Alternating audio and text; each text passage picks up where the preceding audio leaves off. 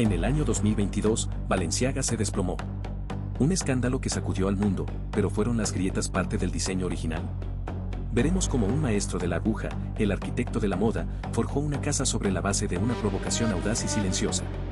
Descubrirás la reinvención implacable de una marca que, tras un largo silencio, resurgió con una identidad tan poderosa como volátil. Entenderás cómo la búsqueda de la vanguardia, una constante en su historia, acabó llevando al imperio a su momento más oscuro. De la gloria a la controversia. Esta es la cruda verdad detrás del mito Balenciaga. Empezamos. Desde las sombras de un siglo XX que redefinía la moda, hasta la efervescencia digital de nuestro tiempo, pocas casas han escrito su propia leyenda con tanta audacia como Balenciaga. Su historia es un tapiz tejido con hilos de genialidad, transformación y, a veces, una provocación que desafía los límites de lo aceptable. Para comprender el epicentro de un terremoto que sacudió los cimientos de su imperio en el año 2022, debemos viajar a sus orígenes y seguir el rastro de una identidad en constante metamorfosis. Era el año 1919 cuando Cristóbal Balenciaga, un maestro de la aguja con una visión sin precedentes, fundaba su marca en el País Vasco español. Su nombre pronto se convirtió en sinónimo de una elegancia arquitectónica, de siluetas que liberaban el cuerpo femenino de las convenciones, esculturas vivientes que caminaban por las pasarelas. Su traslado a París en el año 1937, justo antes del estallido de la Segunda Guerra Mundial, consolidó su estatus como una casa de alta costura de vanguardia. Un santuario de la maestría técnica donde cada pliegue y cada corte eran una declaración de arte. El propio Balenciaga fue una figura casi mítica, el arquitecto de la moda, cuyas creaciones desafiaban las normas de su época con una sofisticación intemporal.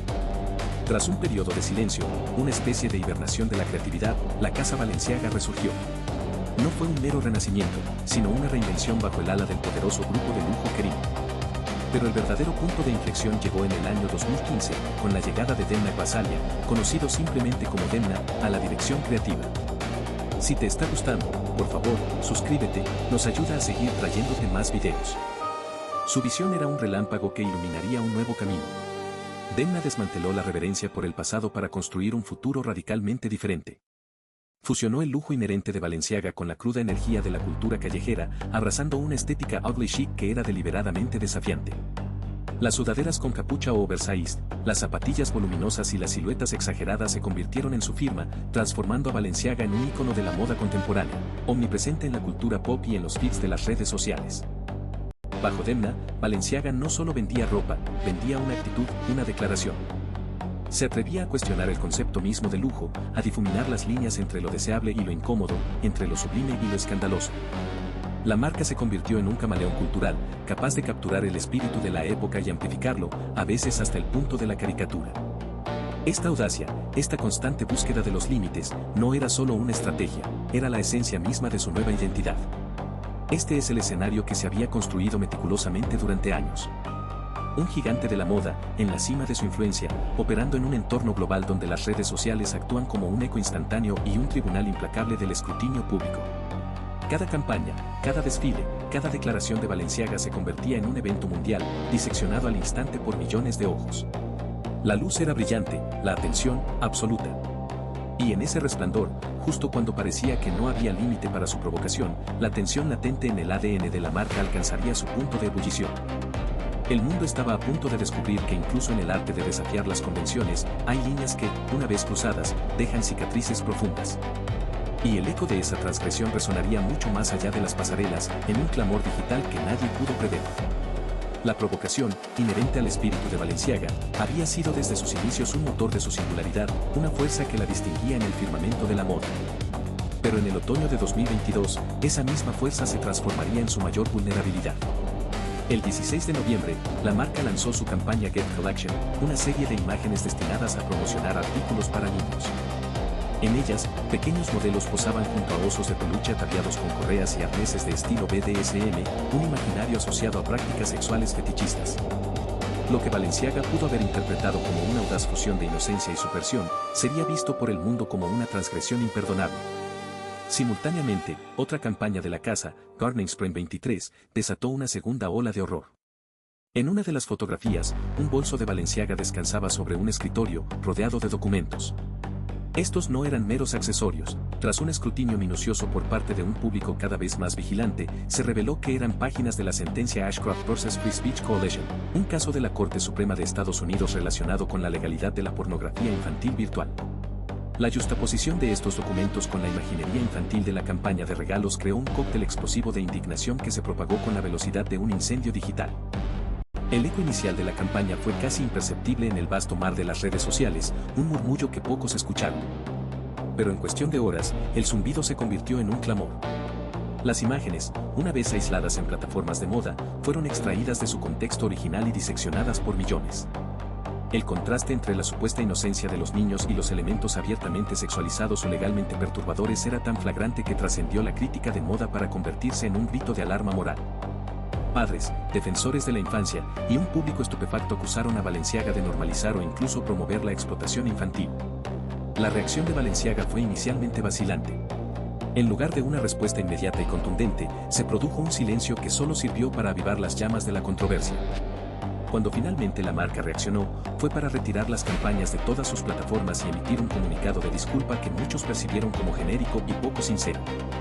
En él, Balenciaga lamentaba la ofensa, pero no asumía una responsabilidad clara sobre el proceso de aprobación de las imágenes.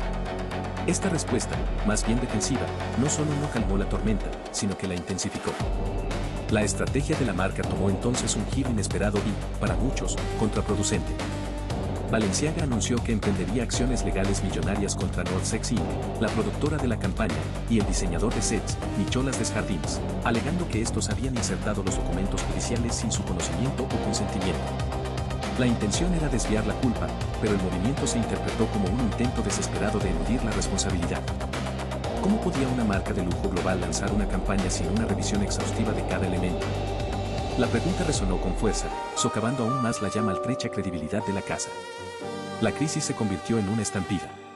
Celebridades que habían sido embajadoras de Balenciaga, figuras como Kim Kardashian, quien había sido una de sus más fervientes promotoras, guardaron un silencio inicial que hablaba volúmenes, antes de emitir cautelosas declaraciones de condena y distanciamiento.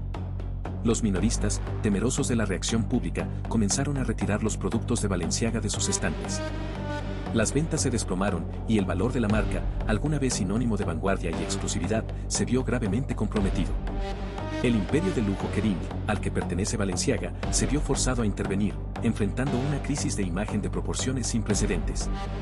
Lo que alguna vez fue el ADN de Balenciaga, su audacia sin límites, se había transformado en un arma de doble filo. La provocación, antes celebrada como arte, ahora era condenada como irresponsabilidad.